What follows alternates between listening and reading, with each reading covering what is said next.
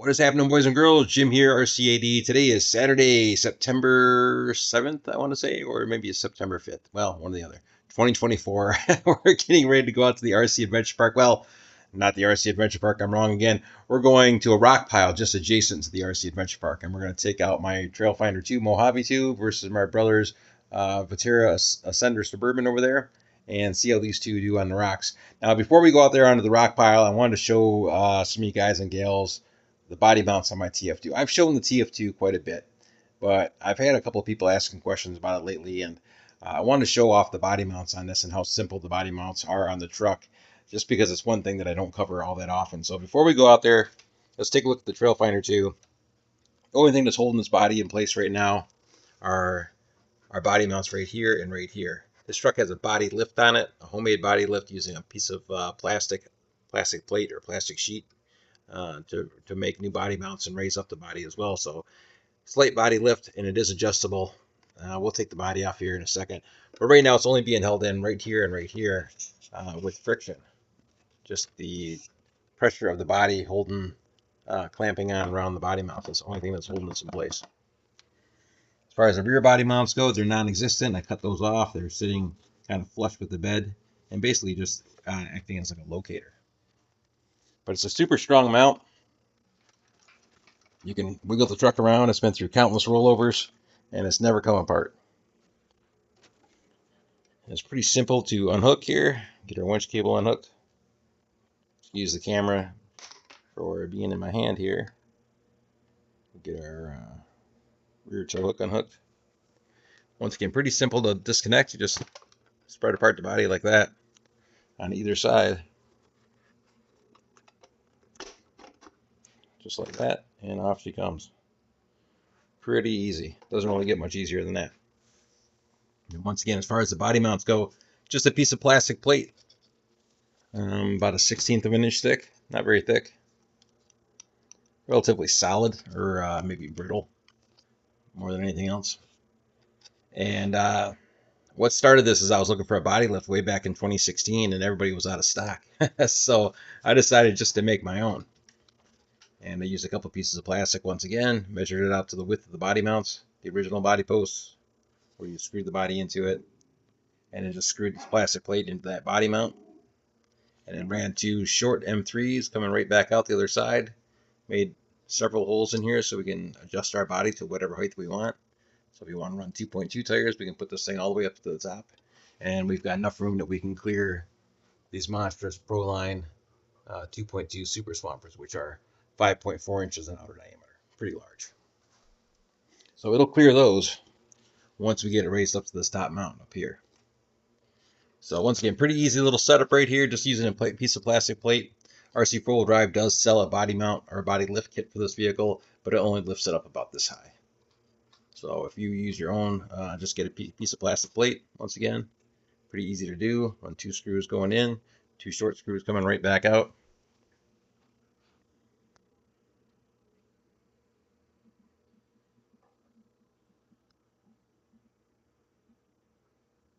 And simply spread the body apart right over top of the screws, and you're good to go.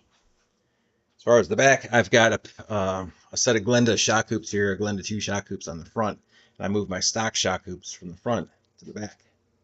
And then I got a couple pieces of plastic from a DVD case and used it for like inner fenders or bed liners down here, essentially. So when you put the truck bed back on here, and it clamps on around these two posts, it's kind of almost resting on here, but not quite. And once again, I just left our body pins back here as locators, so the bed can just kind of rest on these as well if it needs to.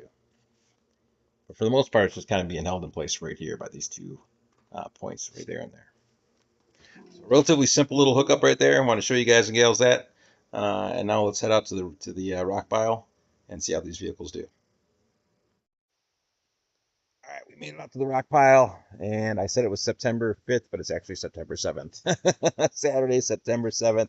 All right, so these are the rocks, or some of the rocks that I found while making that walking path around our property, and basically just trying to separate them according to size. Otherwise, no rhyme or reason on these, and they're just sitting here for the time being until we get around to redesigning some of the boring areas on the adventure course here that need to be addressed and updated and things like that. So right now we're just sitting over here as a little stockpile of rocks essentially, and we're gonna see if we can crawl them. See if we can just find a smooth path through all these random boulders here. All right, so we'll give it a shot. TF2 wind up here. Only leaf sprung truck on the channel once again.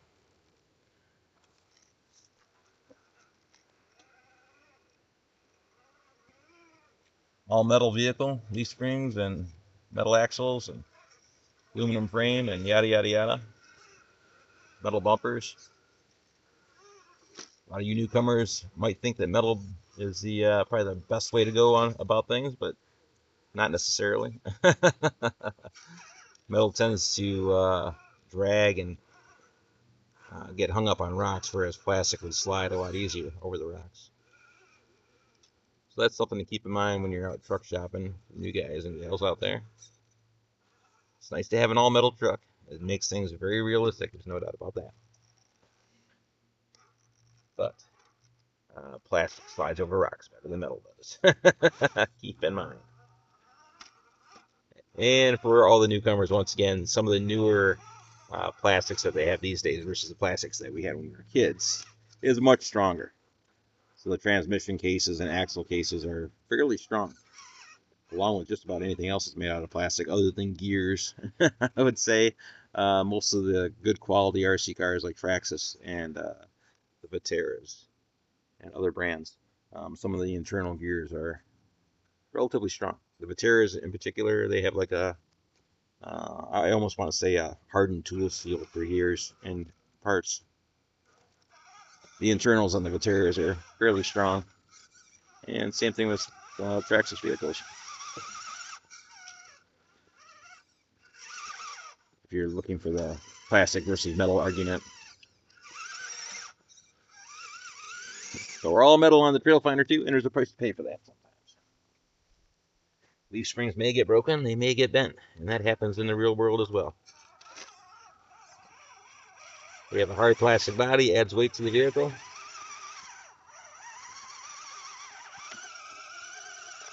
We're down in a hole, stuck in a rut.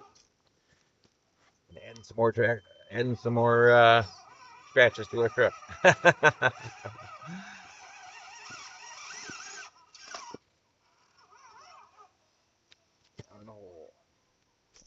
to crawl through a crevice.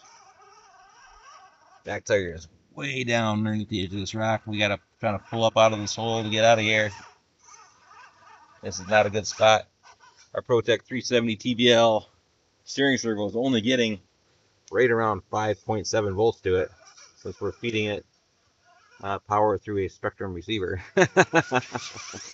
So getting less than 6 volts to that servo. Still doing pretty good for what it's getting, but it could be better. We're tied up here pretty good. Wrapped up pretty good in these racks. We might come out of it with a broken or bent spring, leaf spring, by the end of this. As far as the leaf springs go, I'm running one red super soft leaf spring on the front, and then starting from the bottom and working our way up, we've got the smallest leaf spring, the next size up from the smallest, and then just the one main red leaf spring. And it's basically the same thing on the back, except we're running the stock main spring on the back. So the smallest spring, the next size up, and then the largest spring, and that's it. Just to give it as much flex as we can, and yet still maintain some strength back there. We are bound up pretty good here. Definitely need a strong steering servo if you're trying stuff like this. A BEC going to that steering servo would be much better. A Castle BEC system, so we could get a little bit more voltage going to it.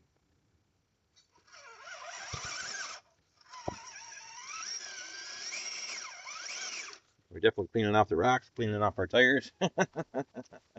We're bound up in here pretty good. It looks like a pretty simple climb, but there's some big gaps in here, and we're getting snagged on them.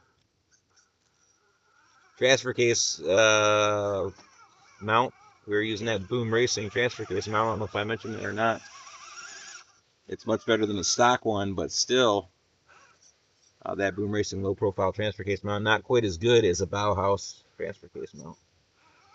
It'd be a much better way to go. Being plastic or Delron, it would slide across the rocks much easier. And gets the transfer case up just a little bit higher. Possibly. I think. Maybe. Could be wrong. Can't get it up too high or it changes your drive shaft angles a little bit too much. And you can't lift your vehicle up as high. You can't adjust it on the other end. Balance points. Man, this is rough. This is rough, man. TF2's having a hard time. It's not an easy crawl. We didn't try this out ahead of time. We just brought them out here, set the truck down, and going at it. Might have to have you go first. All right, so maybe we'll try a different line. I'll move the vehicle over somewhere else. Come in after. I want to make it through here. You know, is my main goal. I want to be able to make it through this rock line and then not start in another point. We'll let the Ascender give it a try. Go forward there, Mr. Suburban. Longer wheelbase. Don't quote me. I want to say that's 318 millimeters, maybe 317 millimeters. It looks long, but it's shorter than a Red Cat Gen 8. Red Cat Gen 8, Generation 1 or Generation 2 is 324 millimeters from center to center on the center of the front axle to the center of the rear axle.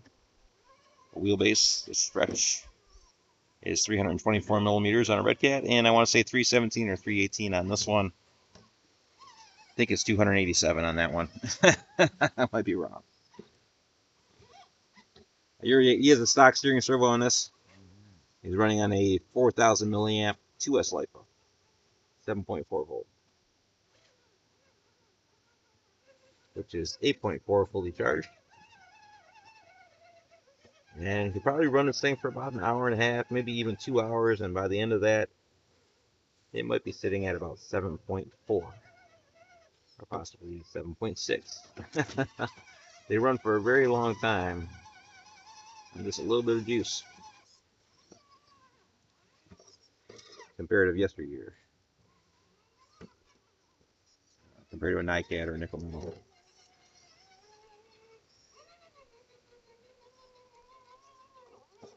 More amps versus volts.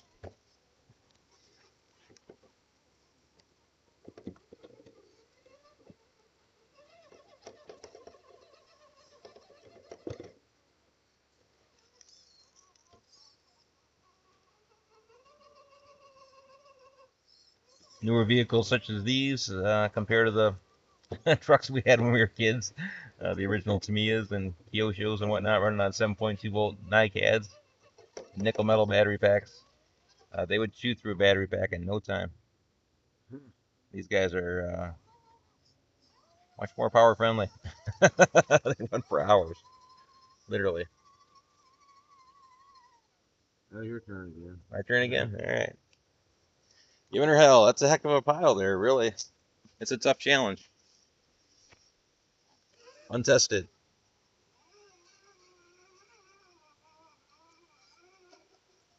Once again, we've got these, or I've got these vehicles hooked up to a wired winch controller so we can toggle our lights on and off via the transmitters.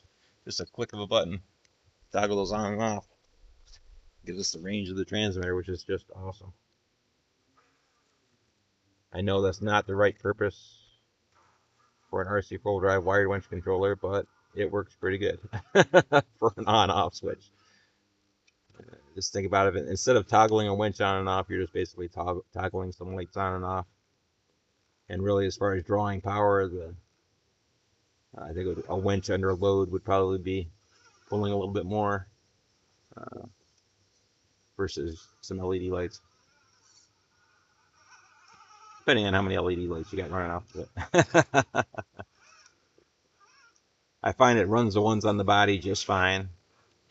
But if you try to run the body, all the lights on the body and the light bar at the same time off that same winch controller, that's just a little bit too much. And the lights might start to flicker a little bit. It doesn't like it, put it that way. Just like this truck does not want to climb this hill. It doesn't like it.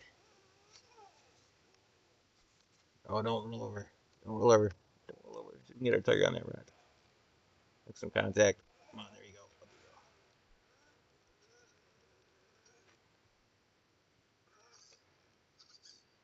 you go. Get up there. Get on up there. Get up there. Ah. Snagged. Not good. We're not looking good today, Ian. Yeah, we are getting hung up left and right over here on this rock pile. We got spoiled by the T-Rex 4 Broncos. Now that we have the long arm lift kit on the Broncos and the 2.2 tires and lower gearing, and they climb pretty good. Larger tires get you through the smaller gaps easier, obviously, or through the bigger gaps easier, like the ones we're trying to climb right now. The 110 millimeter long shocks, overall length of the shock, not the travel, but overall length, gets you through more stuff, just because they do have more travel. It's not 110 millimeters of travel, but it's definitely a lot more travel than what you would get with the stock 90 millimeter shocks. Look at you, you're making it right up over there simultaneously as I'm chatterboxing over here. Oh no, the rock is rolling. Now this is where I need a stronger steering servo. I'm tweaking the crap out of my tire there, that front tire. And I got one tire down the hole over on this side, which is in a bad spot. Back tire stuck in between some rocks. I got a Suburban trying to climb over my hood here on the other side. It's a twisted little mess there.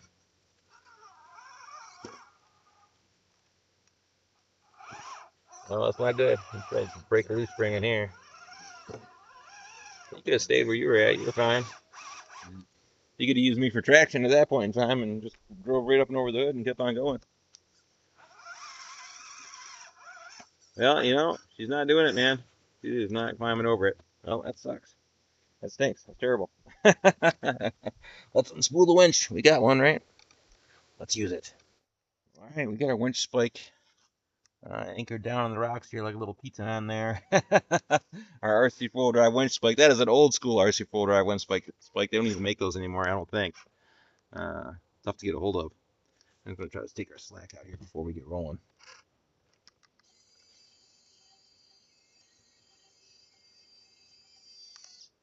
There we go. All right, so I got the winch controller mounted to the back half of my transmitter, and I'm hitting the in button on the winch controller with my right index finger, or left index finger, and with my left middle finger, I'm hitting the gas on the vehicle at the same time. So we're going to start reeling her in and hitting the gas if need be.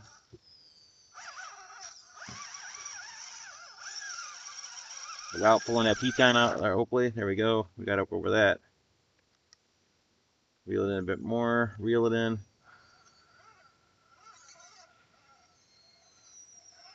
We might pull our winch out of the ground. Oh, there we go.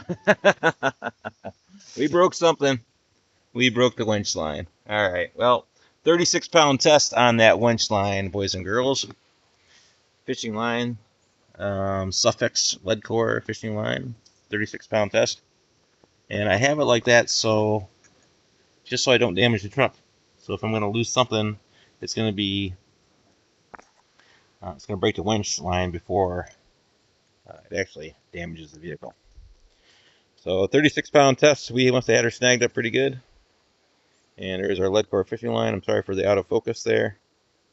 We're going to have to retie this and continue on. All right, well, our winch line has been crudely reattached down here. The line is pretty darn old. I said this is Suffix fishing line, and it is. Lead core, 36-pound test. I've had this on this vehicle since 2016. So it's safe to say that it may be losing some of its oomph. I mean, look how red that line is down there, and look how faded it is here. It's just like how long it's been since it's been unwound. So it's breaking maybe a little bit easier than what it normally would. Now, the nice thing about the Suffix fishing line is that it comes in several different colors on one spool. So about every 10 yards, 9 or 10 yards, it's a different color. That's very nice if you're looking to match your vehicle with a winch line that is basically the same color as your truck, or maybe the color of some of your accessories, like red or gold or yellow or white or whatever. All right, so here we go. Rehooked up. Not sure if it's going to last. We re-anchored our vehicle. I'm going to spool in on a little bit. We got some tension on it. And hit the gas and see if we can pull ourselves up and over. And we're definitely putting some tension on it because we're lifting the back wheels in the air. Front axle is getting snagged. Might have to give it a helping hand here.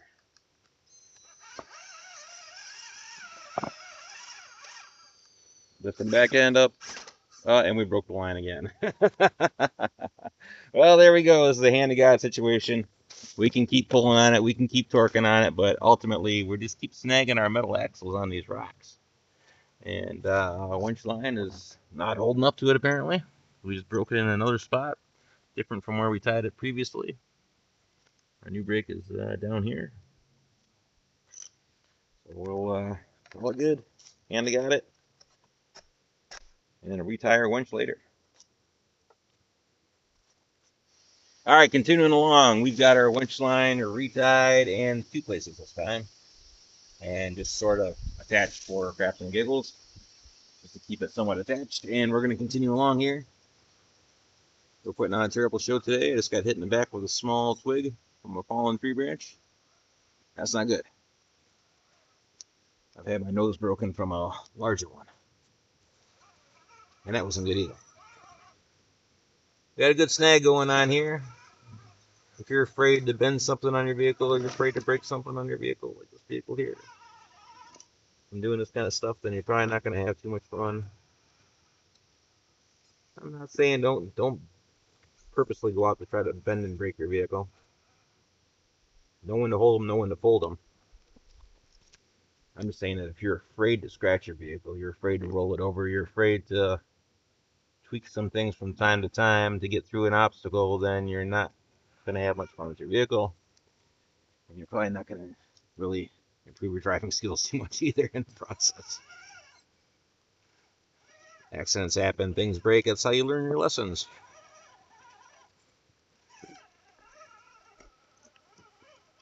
You don't want to go out there and purposely try to break things. But at the same time, sometimes you know, once again, you got to know when to hold them, know when to fold them. Basically the moral of the story. Know when to say when.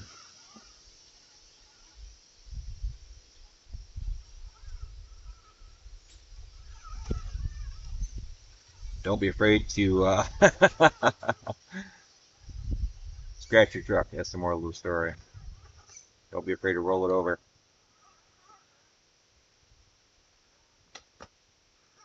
Alright, I think we're going to hold here and maybe go forward a little bit more where we're not tweaking on the steering servo, so we're not drawing any extra juice off the truck. And just strike a pose and wait for the Suburban. That's a good spot right there. Alright, Suburban Ascender up the mat. Suburban Pre-Runner Ascender.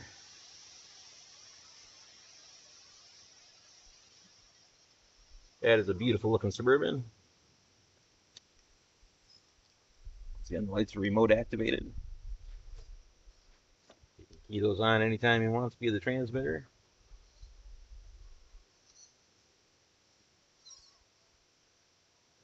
And yes, there is like a limit. I don't know if I discussed this or not. There is like a limit on how many lights you can really run off a winch controller. A certain number of bulbs before it starts acting goofy. It is meant to power a winch, once again. Not necessarily meant to toggle LED lights on and off.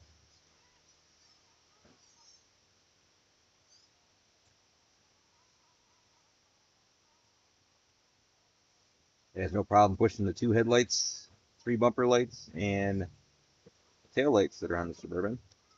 It could be 2, 4, 5, 6, 7 lights in total. There's no problem with that. But you start pushing too many and it starts getting used.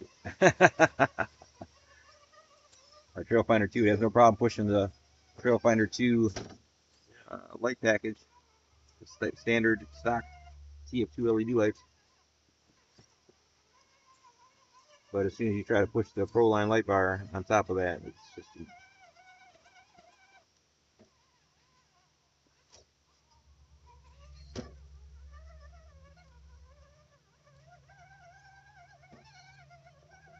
too much off the one circuit.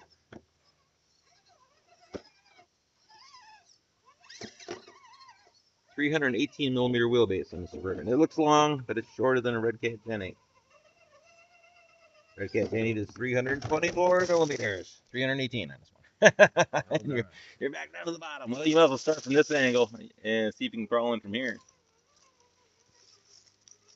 Pardon our non-realistic leaves here.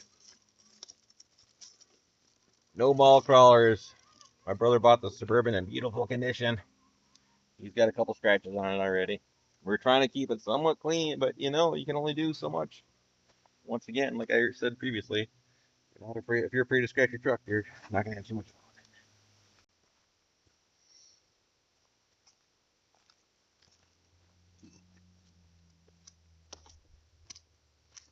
it. Pretty something move. Let that TF2 kind of sit in half tweaked there.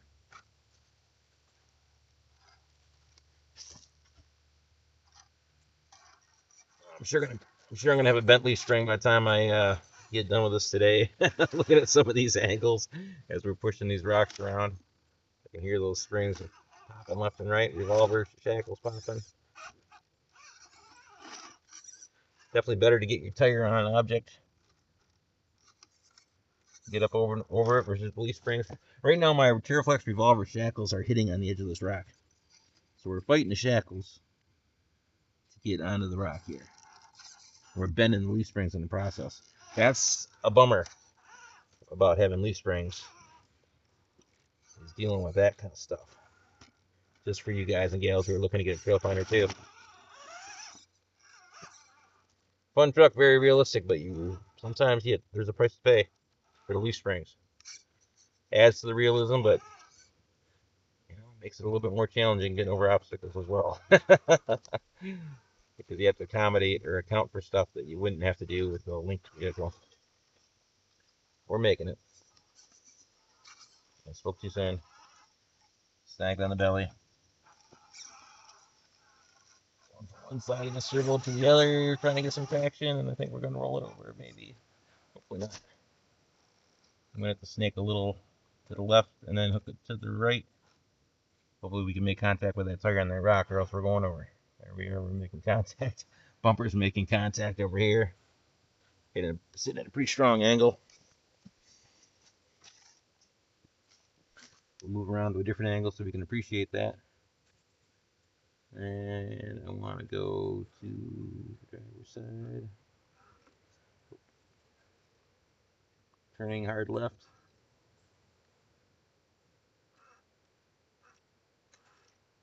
And I'm going to try to turn hard right, but I think we're going to roll it over. Oh, this is not going to work. Nope, that's not going to work. Try to back out of this.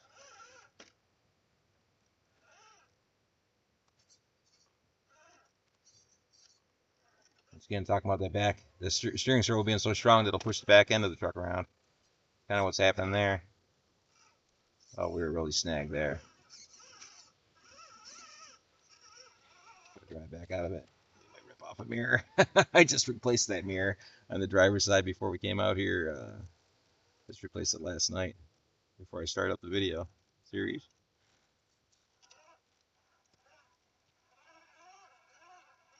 Oh, come on. Ah, man, we're going to roll it. Oh, there she goes. Ah, let's see if we can get out of it. Probably not. Continue to the right. Oh, we are upside down there. Nope. Moving backwards. Yeah, I'm probably going to break something. Alright, well.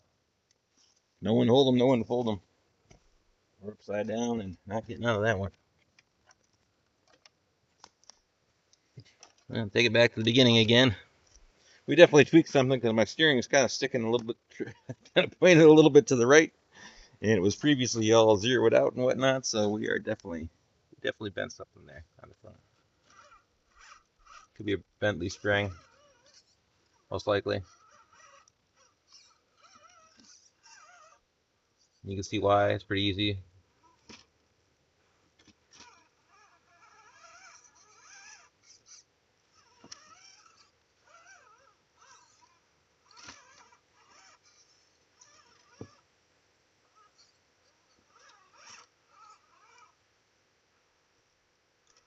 When I first started recording this video today, I was thinking that we'd be in and out of here in about 20 minutes flat. Not so much right now. Come on, stay on the rack. Get over this way. This is not working out so good, man. This is a tough challenge to get through here. I got back too far. Both my mirrors are sitting up like gull-wing doors there. Yeah, stay on that angle. Maybe we can make it. Keep going, keep going, keep going, keep going, keep going. Getting some side bite. Come on, don't go that way. There we go. Woohoo! Success. Wow. That was wicked. That was a wicked little climb going in there. Metal on metal, little stock trail finder axles. Yoda style axles. And we're going over again. Down in a hole. Fire underneath her. Wedged into a cavity there in the rock. Wicked. It's a wicked rock pile. Made it through that, maybe. Maybe not. Axle snag. There we go. Get somewhere where we're not torquing our steering servo and wait for that ascender. Wow, that was rough. Definitely a wicked area to be crawling through. No doubt about that.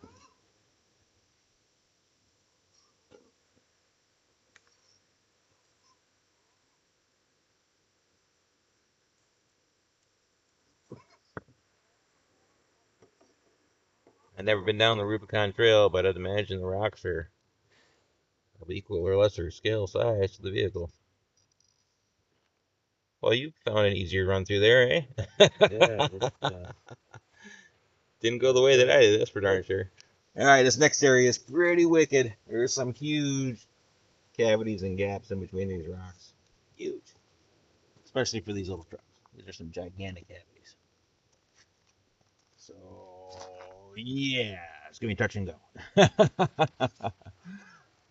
Last area is pretty gnarly. This area is equally, if not worse, probably worse. I'm not sure how I'm going to get through here. I'm going to have to try to spin my way around this way. Yeah, like that, perhaps. Got lucky on that one. I'm going in the right direction.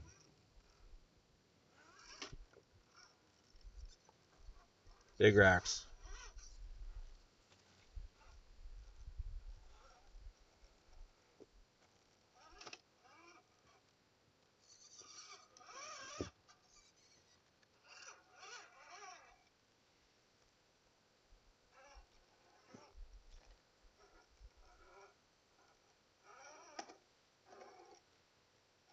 Scraping our metal bumper on that rock, which sits up pretty high, that bumper. It's about 5 inches off the ground to the bottom of it. On level ground to the bottom of the bumper, it's about 5 inches up. To the very bottom of the bumper. Not that upper tube.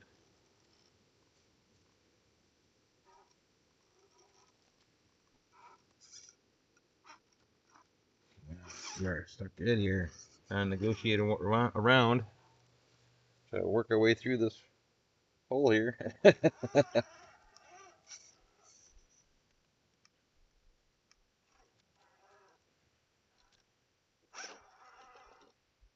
getting running on 3S. This is probably maybe the third time I've had this truck on 3S.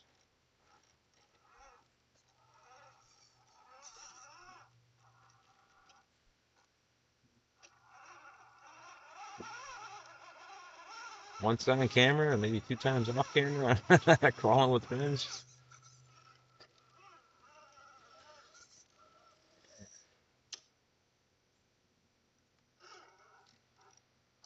see it's getting tweaked good. This is one of those things, Dan Weiss. Dan is the person who was asking about Trail Finder 2s here of late, as of late. These springs are fun, but I'm pretty sure we're going to bend one today there, Dan. If we haven't already. We might break one.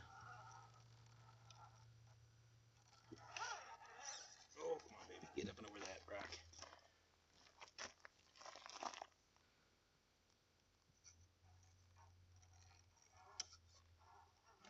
Oh, that's a hole.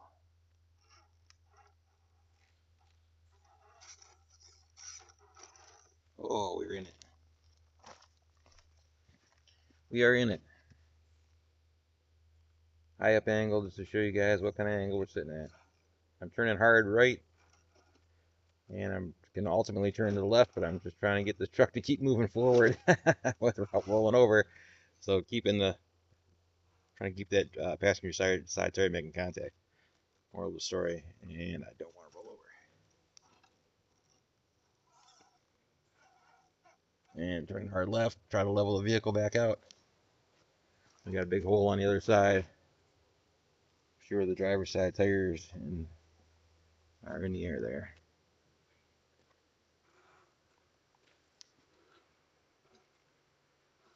Trying to hook that hard left so we don't fall off the edge of this rock over here on the driver or on the passenger side.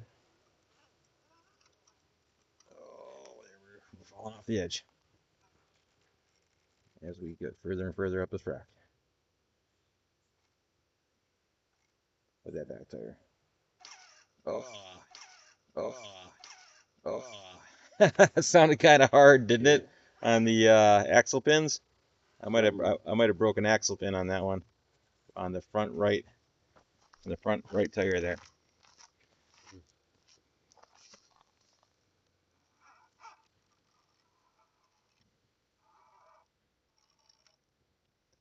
You can put these things through quite a bit. Trail Finder 2s. They don't like 2.2 tires necessarily. Just a little bit too big for them.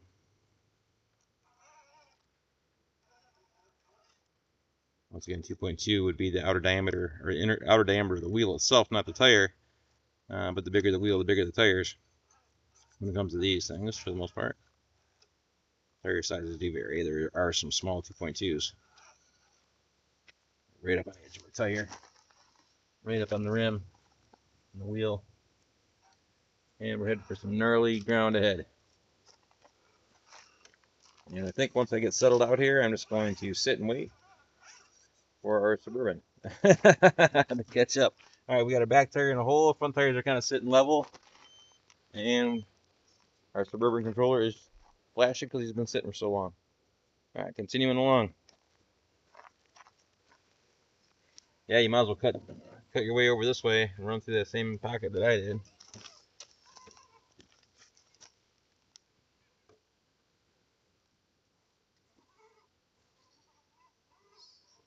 I love the way that Suburban looks coming at you. White diff covers and white lens covers on the off-road lights. Look at how easily you're just walking through that with those links, link suspension. Relatively stock vehicle. Haven't really done too much as far as things go with the suspension, other than removing some rubber bump stops. Vaterra had a 5mm or so bump stop on each one of the shocks. We removed that, gained a little bit extra travel, and painted the diff covers. Did a bunch of other modifications. Yeah, there's a video on it. Check it out. You managed to make it through that pretty darn easy. Far easier where I went, right? A longer wheelbase, plastic skid plates versus metal, plastic axles versus metal. Your axles, the differentials have a ring and pinion on the ascenders. They have a very small ring and pinion, which allows them more ground clearance across the bottom of the axle, but makes the gearing a little bit tall, but on the high side. So you have to compensate on the low side with the transmission, but they're not bad. They slide across the rocks pretty good. They crawl good. We definitely love our ascenders out here. And when I first bought this TF2, it was sitting on a shelf next to a K5 Blazer ascender. and I almost bought it. There's a Bronco, old blue Bronco Ascender sitting next to it as well, and it was a drilled debate. Both of those were ready to run, and this one was a kit for them. Not that that really made a difference or not, but the Ascenders look pretty nice sitting on the shelf. I went to the hobby store for one of these. It was the last trail finder that they had in the state of Michigan at the time. Bought from a local hobby store, or at least one in Michigan anyways, Ypsilanti, Michigan. Not so local, I had to drive about 45 minutes to an hour to get it. But, Nankin Hobbies in Ypsilanti is where I bought this one. But they had a Vaterra Suburban K5 Blazer sitting right next to it. And a blue Bronco sitting next to that. And I left home with this. I left with this. No regrets. I love this truck. But once again, no regrets on the Suburban or on the Ascenders either. All the Ascenders that we have, we absolutely love those. They crawl like a dream. Beautiful vehicles for what they are, as basic as they are. They crawl great. All right, so we're heading into a heck of a little spot here. This drop off coming off this rock. We're definitely going to be sitting at some weird angles with our bumper. So I think I'm going to try to turn and negotiate and see if we can come out in a different direction. Get out of here. We're down in the hole, no doubt about it. Metal scraping. We've got some, wow, some gnarly holes on this side too that I didn't see on that side. We're going to see if we can cut across that gap somehow or another. That's going to be impossible.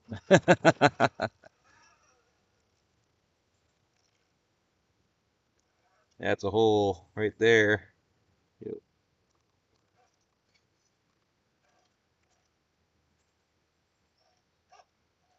We're making contact with the tire, driver's side tire. Starting to turn back towards the passenger side. Once again, this is pros and cons of having a strong servo. This is where you want one. This is where you should want a strong servo.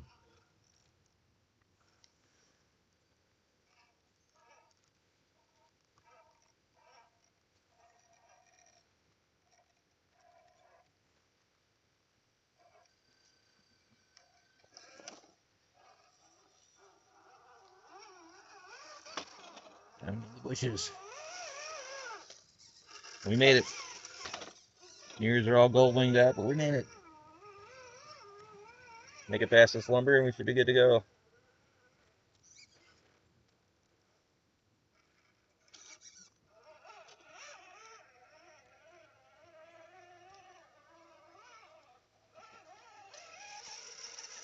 And we're stuck. All right, Suburban, it's your turn.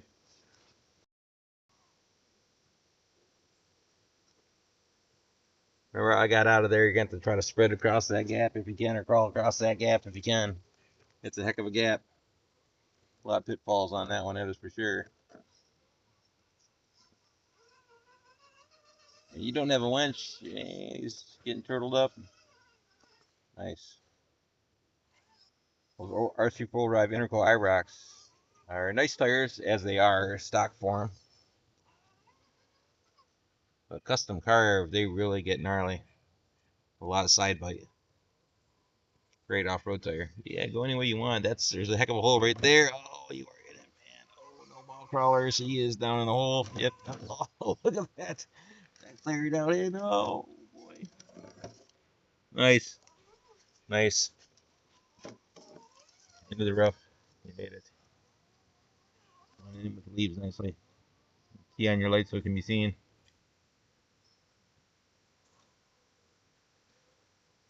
Not bad. All right, boys and girls, that is going to do it. Sorry for the terrible ending here. Very much appreciate it for y'all sticking around and watching the video. Yes, it's a very long video as we're out here on the rocks today. Unscripted, not pre-tested. Just throwing the trucks out on a pile of rocks and having a little bit of fun on a Saturday. That's going to do it, boys and girls. Very much appreciate it for y'all sticking around and watching the video. Questions and comments are always welcome, as always. And we will see you all on the next one. Thanks again. All right, 2 seconds later, just ended that video. Brother is continuing along here, playing around. I noticed that the TF2, once again, I assumed that we might bend or break some things on the vehicle while we were out there today. We were really pushing it out there. There's no doubt about it. Strong steering servo, awesome for some things, bad for others. I think we broke an axle right here. This upper mount right here on this knuckle. Our screw was loose right here, almost to the point of falling out, and started tightening it down, and I think we broke something on our axle. I thought I heard something go crunch and was almost assuming that we broke one of the pins in here, the pins for the CVD joints. But I think we broke an ear off the top of the axle. So that's damage point number one right there. Next spot that we definitely damaged was the leaf spring. We did bend the leaf spring on the back axle, and that is right down here. Let me get our truck in a spot where we can actually see this. My apologies for the non-professionalism here. But this leaf spring right here is definitely bent. It should not be shaped like that. It should be kind of bent downward and shaped like a normal leaf spring. Kind of, concave shaped. So the one on the passenger or driver's side is okay. Front springs are okay.